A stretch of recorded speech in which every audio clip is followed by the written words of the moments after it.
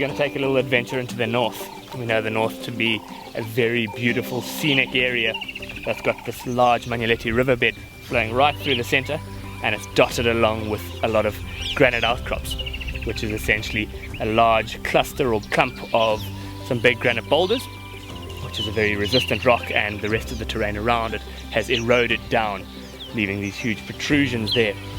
And so going into the north, it's got a certain sense of wilderness about it because the blocks between the roads are enormous, and so we never really know what's been moving through here. So it's always very exciting to try and get out there and find what's been going on.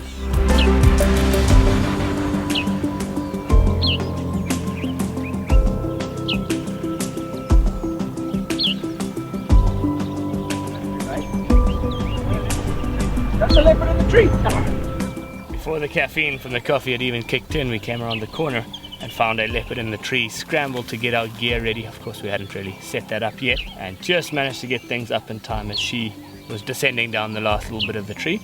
And she's now gone off into some of the thicker vegetation. So let's see what else we can find this morning, but what a fantastic way to start.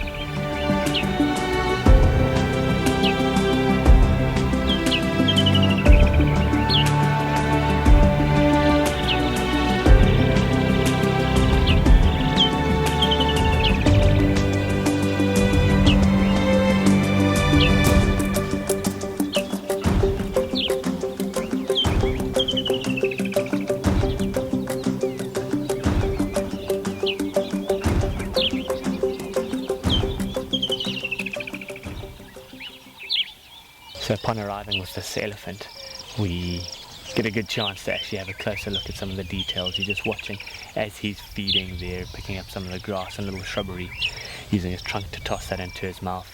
You can see his ears flapping and his tail swishing, all signs that he's very relaxed and calm. You can see that he's been for a mud bath not so long ago, with all the caked mud on his back there, pieces of it rolling down his side.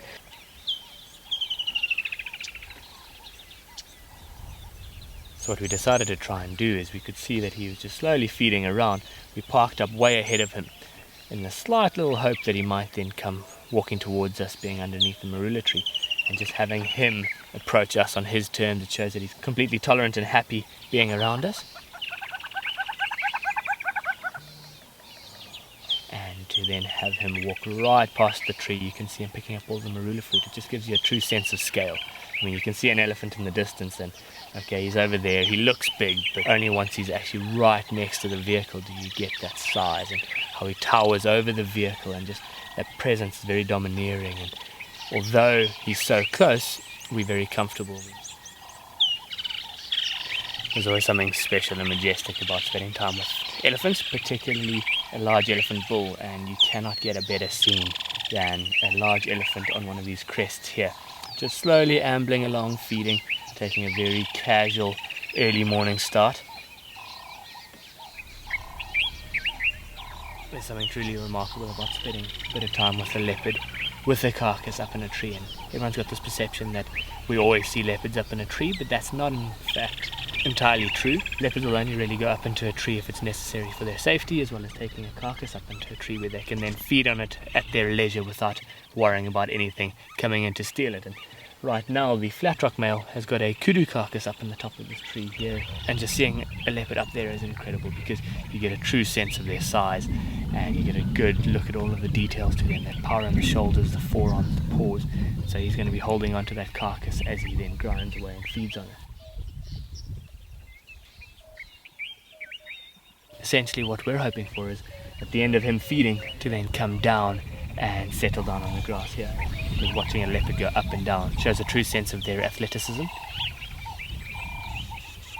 So what's pretty unusual as well is leopards will most likely go after the smaller antelopes such as impala, bushbuck, maybe a female nyala, but you're only really going to get a male or a big male leopard going after a male nyala or a kudu carcass. And so he must have utilized the thicker vegetation here in order to capture or get close enough to catch this kudu, because their senses are incredibly attuned.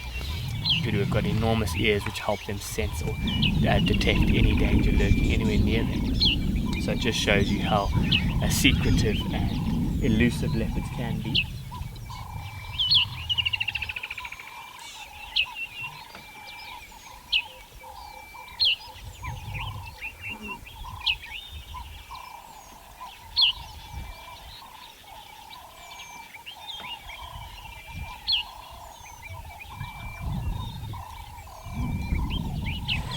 Secretly, we're really hoping that he comes down on the side of the tree closest to us so we can see him descend all the way down.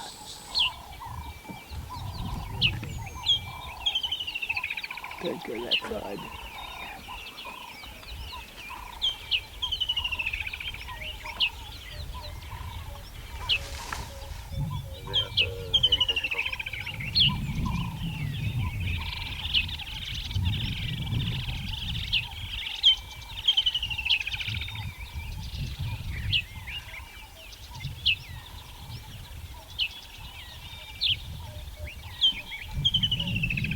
We got what we're looking for. The flat rock male eventually came down the tree and he's now settled down in the grass behind us here.